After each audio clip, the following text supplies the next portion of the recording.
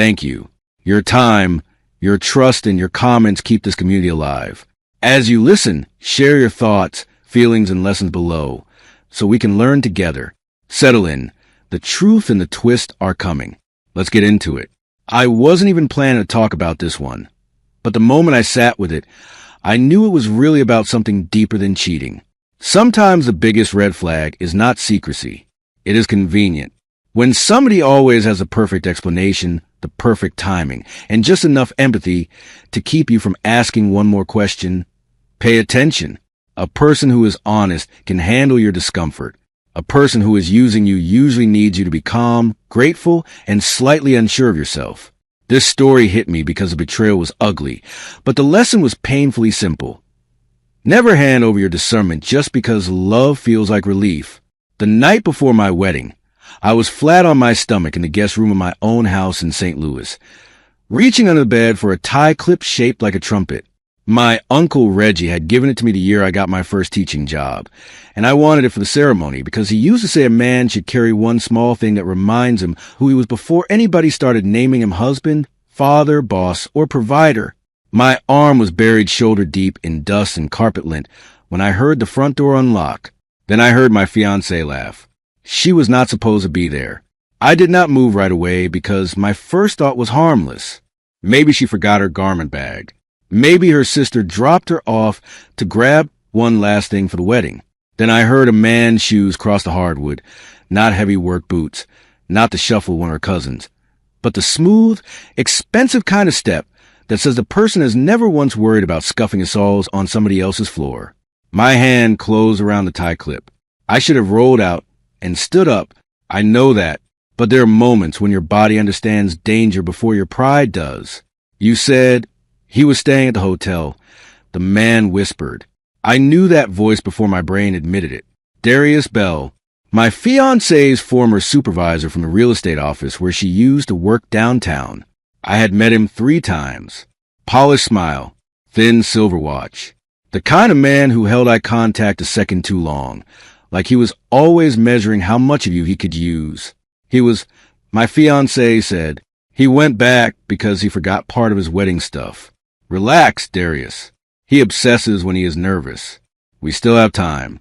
Time. That was the word that made my stomach turn cold. My name is Nolan Mercer. I was 38 then, a black man born and raised in Kansas City, Missouri, the oldest son of a postal worker and a church secretary who believed 2 things could save almost any life: routine and music. My mother played Mahalia Jackson while she made breakfast. My father fixed everything with the radio on, usually Cardinals games or old jazz, depending on the season. We were not rich, but we were steady. Steady bills, steady prayer, steady expectations. I grew up believing that if you were decent and careful, life might bruise you, but it would not make a fool out of you. I became a high school band director because I liked order and because teenagers, contrary to what people say, will tell you the truth if you listen to what embarrasses them. I taught at a public magnet school on the South Side, where the hallway floors always smelled faintly of lemon cleaner and brass polish, and the trumpet section thought volume could solve any musical problem. I loved that job. I loved the early bus exhaust outside the building, the winter concerts, the way a student who barely spoke in September could command a solo by May. My life was not glamorous, but it was mine, and I had built it slowly. I met Camille Rowan at a neighborhood fundraiser in the Central West End in late spring, when the sidewalks were crowded with people carrying iced coffees and pretending Missouri humidity was charming. She was selling raffle tickets for a literacy nonprofit and wearing a yellow blouse with tiny pearl buttons that kept catching the late sunlight. Camille was 34, black, beautiful without trying to advertise it, and extremely good at making direct eye contact without seeming aggressive. She had a measured voice, not soft, measured, like every word had already passed inspection before it left her mouth. At the time, that sounded like maturity to me. Later, I learned it could also mean management. Before this gets worse, I want to ask you something. Have you ever met somebody who seemed almost too good at understanding you? That kind of person can feel like peace at first, and then turn out to be the setup. If this story is already pulling you in, go ahead and like this video. Share it with somebody who needs to hear it. And subscribe for more relationship and betrayal stories that hit real and hit hard. What drew me in was not her face, though I noticed at first. It was her question. Camille did not flirt in the obvious way. She asked what piece I played when I wanted to calm down after a bad day. She asked why so many school music programs lost funding first. She asked what I miss about Kansas City after moving to St. Louis. Most people asked to respond. Camille asked a map. There is a difference, and honestly, this is where I think things started going wrong. When someone learns you quickly, ask yourself whether they're loving you or studying your access points. We dated for a year and 4 months. In that time, Camille learned my habits with the efficiency of somebody organizing a closet. I liked my coffee dark, no sugar. I graded concert reflections at Crown Sweet Treats because the owner never rushed customers. I called my mother every Thursday evening, whether I had news or not. I kept birthday cards from dead relatives in a shoebox under my bed. I had a mild obsession with weather radios because my father used one through every tornado warning of my childhood. Camille absorbed all of it. She would smile and say, "I just like knowing you well." I mistook thoroughness for devotion. If you had met me then, you probably would have said I was lucky. Camille was an event strategist for a boutique hospitality group. She knew everybody. The woman could get a brunch table in 10 minutes on Mother's Day and talk a florist into staying late without sounding demanding. She moved through upscale restaurants and hotel lobbies like they had been designed to frame her. My friends liked that she made me dress better. My mother liked that she brought peach cobbler to Sunday dinner and wrote thank you cards afterward. Even my barber, Leonard, who distrusted almost everybody, said, "She either really loves you or she is the most committed actress in Missouri." I laughed when Leonard said it, because at that point suspicion felt almost disrespectful. I had spent most of my adult life being careful, not because I was bitter, but because I knew the difference between chemistry and character. My college girlfriend had left me for somebody she called more spontaneous, which turned out to mean unemployed and available on weekdays. After that, I decided not to build my life around sparks. Camille seemed steady. She remembered details. She made plans. She talked about the future with furniture in it, with family visits, with holiday flights, and how we might handle children if we were blessed enough to have them. That kind of specificity seduced me. I proposed in November at the Jewel Box in Forest Park, under the glass dome with winter light, hanging gray over everything. My mother cried before Camille did. My younger sister Taryn screamed so loud an elderly couple turned around. Camille covered her mouth with both hands and said yes with that same measured voice, except it cracked on the last letter. I remember feeling relieved more than triumphant, which sounds wrong until you understand me. Relief was my version of joy. Relief meant I believed the waiting had been worth it.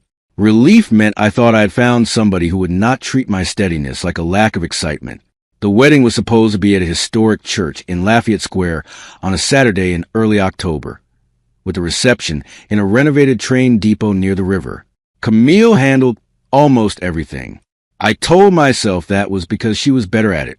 She had spreadsheets, color-coded binders, vendor timelines, tasting notes, backup napkin vendors, and 3 possible rain plans though the reception was indoors. Everybody praised her organization. I did too. I did not notice that she insisted on controlling the payments, the guest list revisions, and the communication with vendors. She framed it as stress relief. "You have school starting," she would say. "Let me carry this."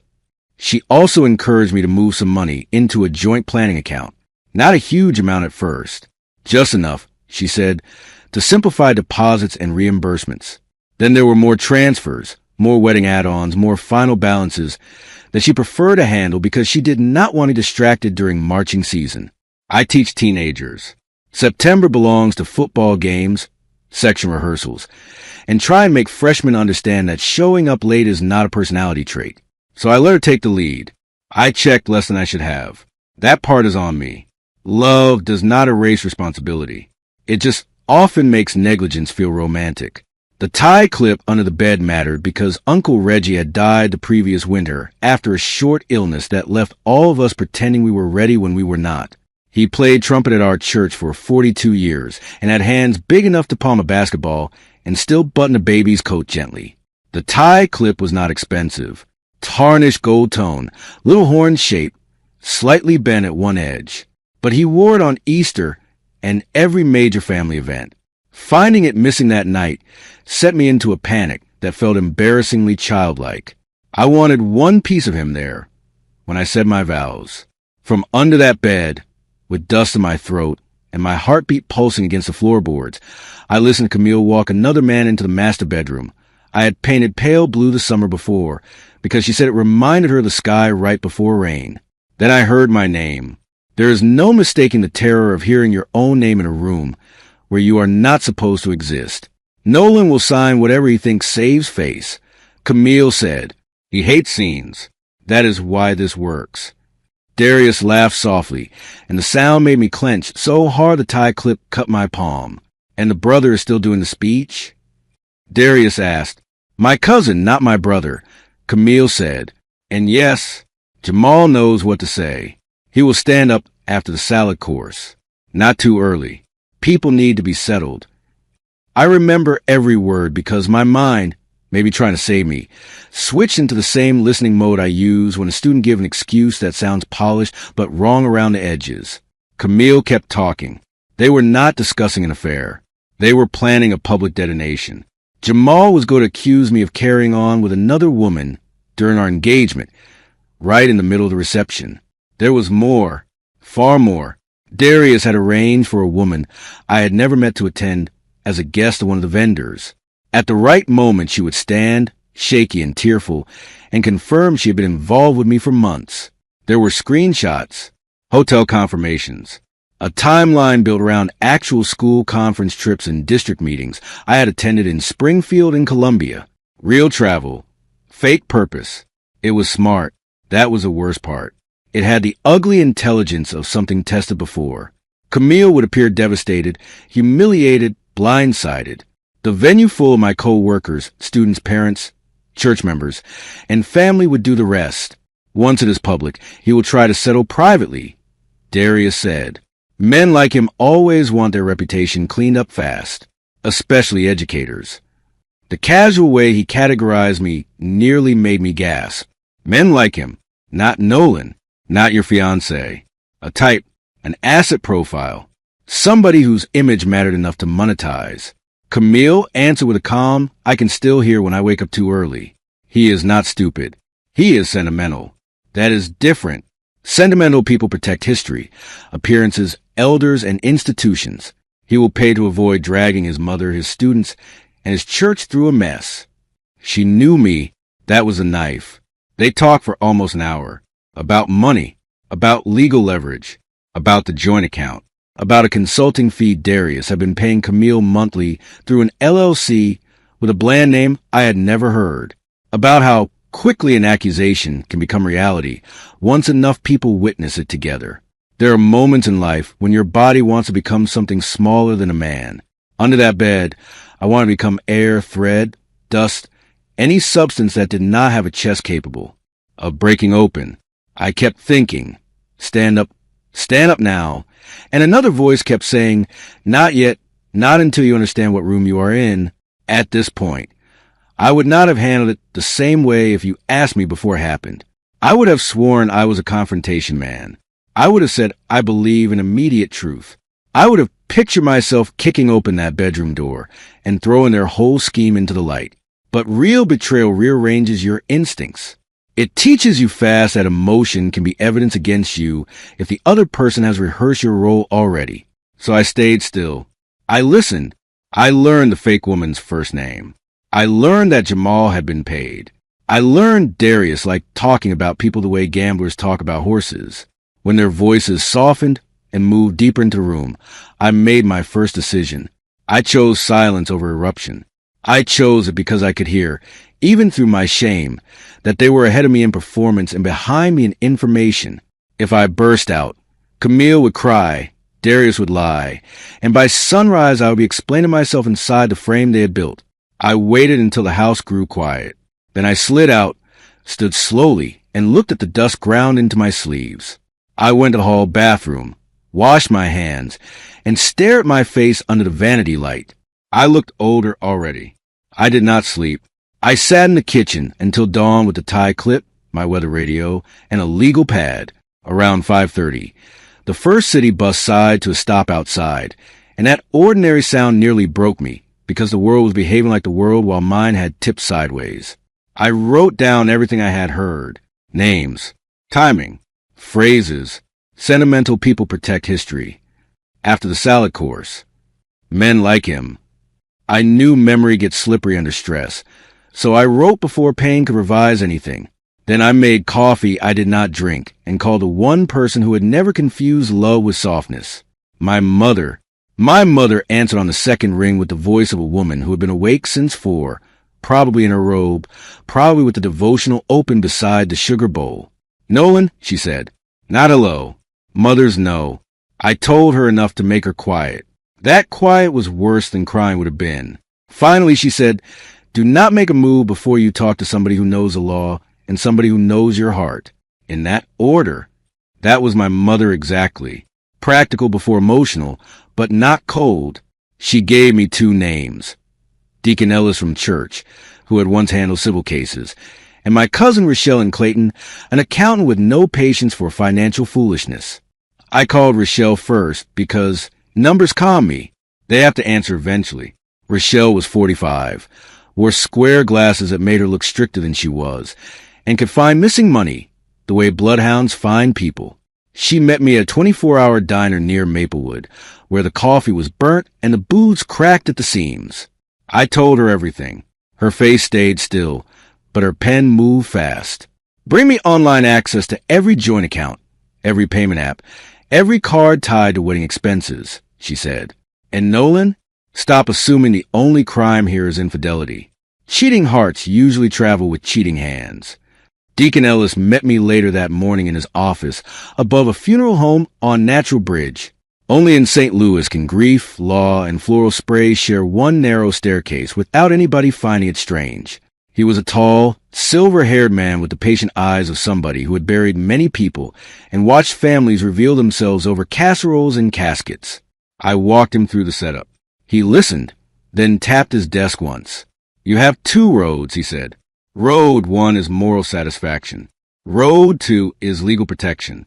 Road 1 feels better for 10 minutes. Road 2 helps you keep your life. I chose Road 2. By afternoon, Rochelle had already found transfers I did not recognize.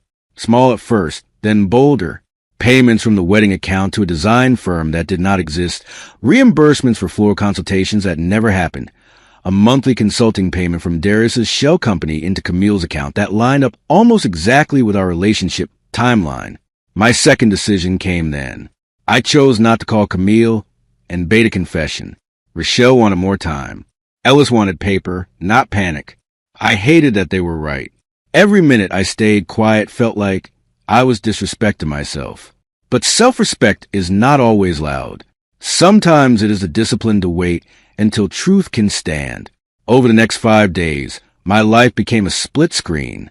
On one side, Camille performed concern and bridal stress. She texted me flower photos, asked whether I preferred the smoked chicken or the braised short ribs at the reception, and sent voice notes saying she missed me because tradition had us sleeping apart. On the other side, Rochelle and Ellis built a file. We documented transfers, vendor inconsistencies, shell company links, and messages between Camille and Darius that Ellis helped retrieve through legal avenues once enough financial irregularity appeared. Every new detail hurts in a slightly different way. Not explosive pain, repetitive pain, like tightening a screw directly into bone. During that week, I still had to teach.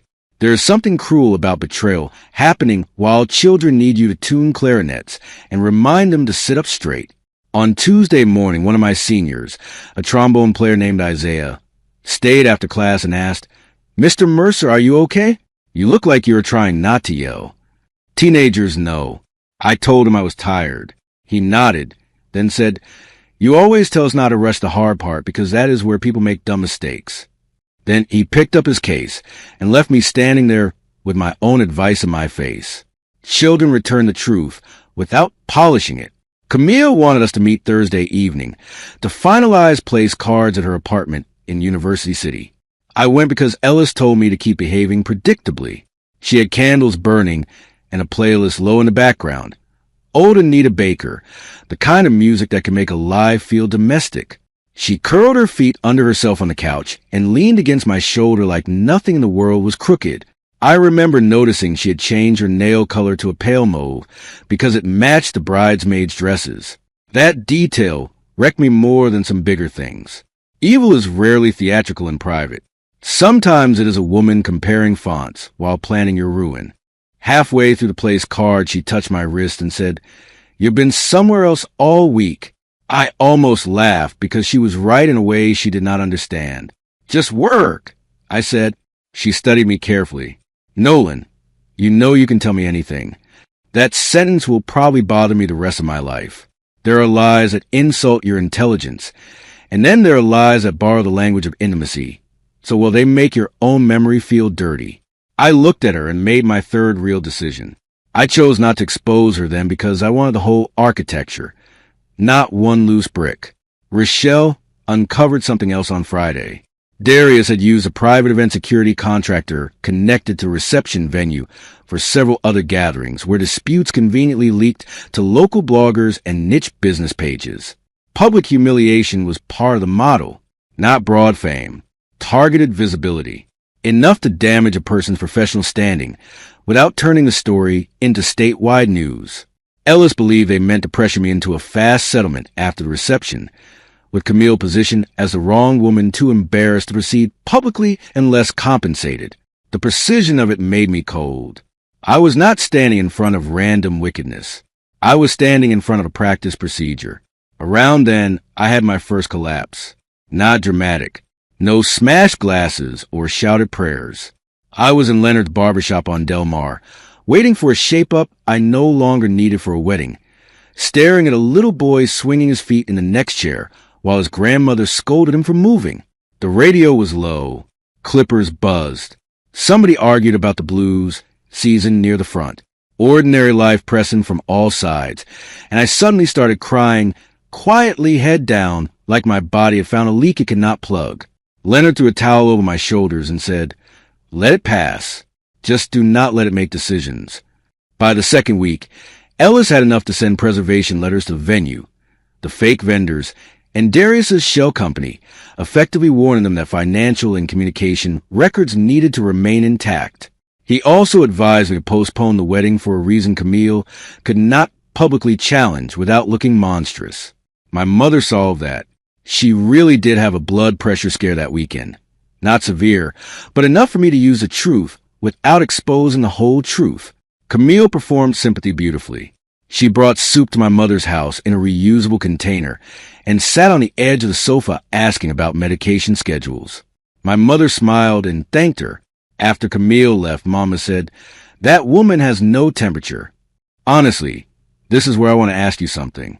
What would you have done with that visit? Because watching someone show up in your mother's living room, polite and useful, after hearing what I had heard under that bed, will test your faith in your own judgment. I almost doubted myself right there. That is what manipulation does. It does not only harm you, it confuses your evidence. But Mama did not blink. She took a bite of the soup, set the spoon down, and said, "Good seasoning, rotten spirit." It was one of the sharpest sentences I have ever heard. Ellis wanted a clean ending, not a cinematic one. But I needed one moment where Camille and Darius understood that I had seen the machine from the inside. We arranged a meeting at Ellis's office under the pretense of reviewing updated wedding contracts after the postponement.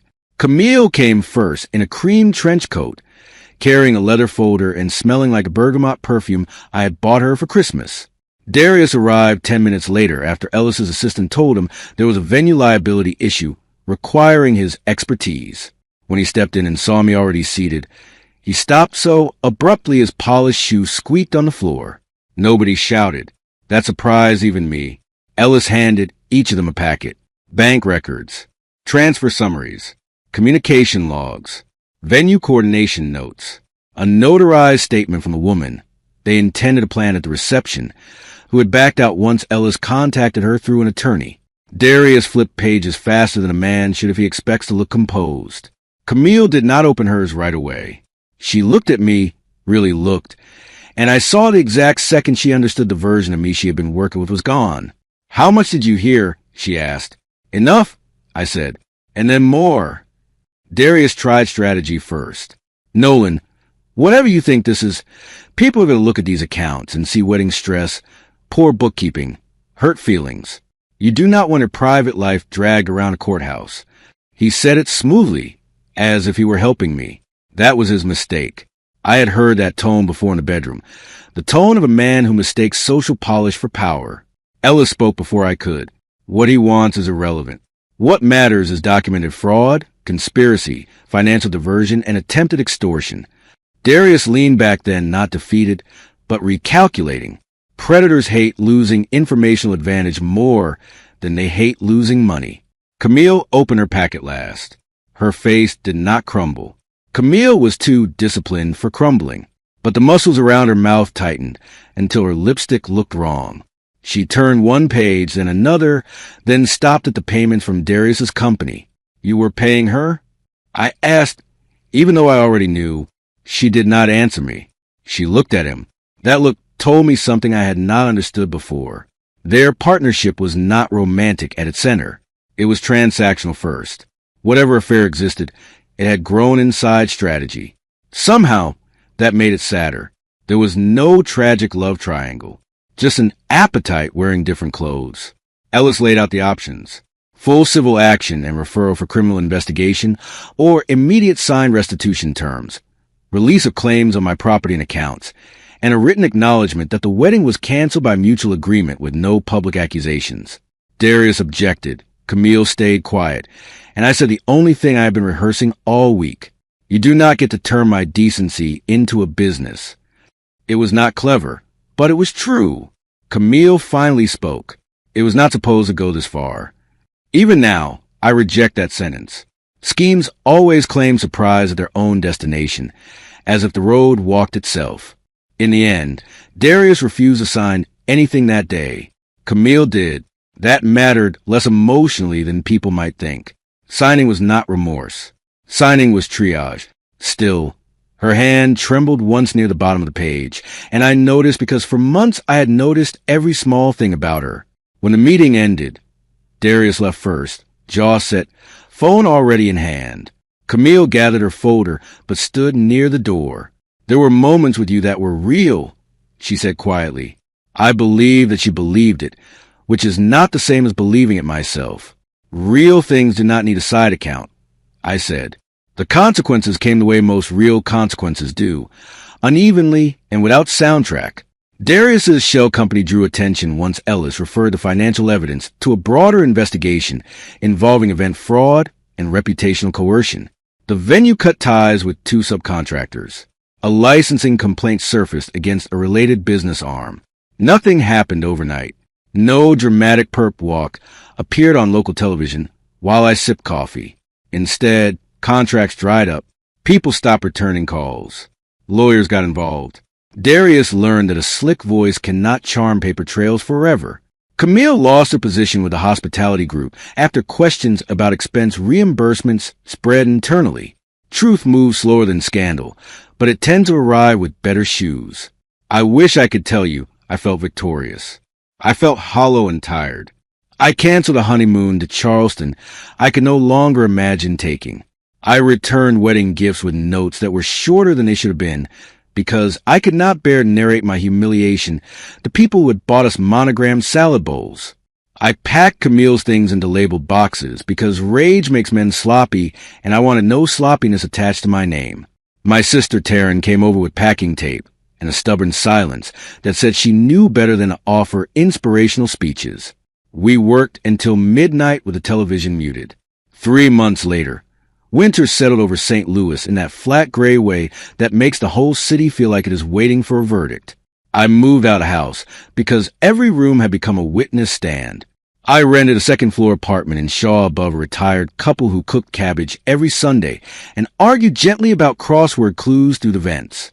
School kept me moving. Basketball pep tunes. All-state auditions. Cracked reads and adolescent heartbreak. Healing did not look noble.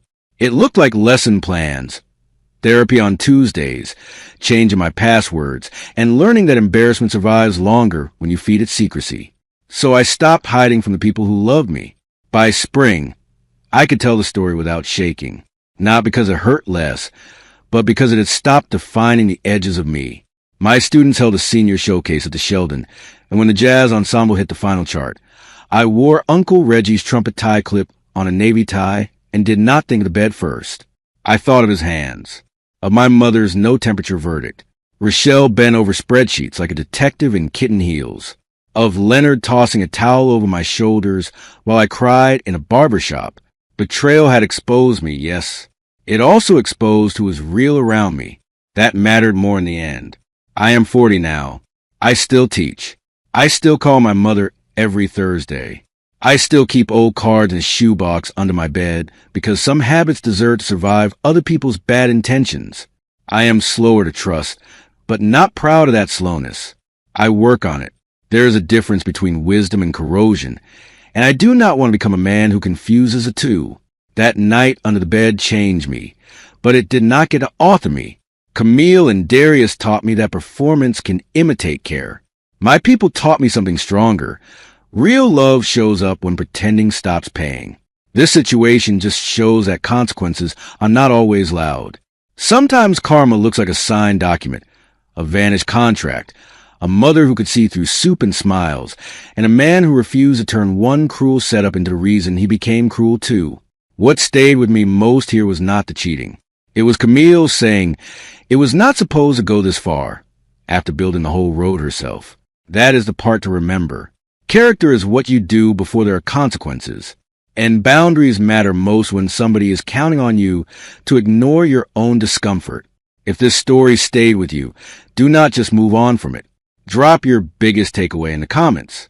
Was the real red flag the cheating, or the way they turned Nolan's kindness into a strategy? Like this video. Share it with someone who loves powerful relationship drama, and subscribe for more original stories about betrayal, consequences, and the kind of truth that always catches up in the end. The end.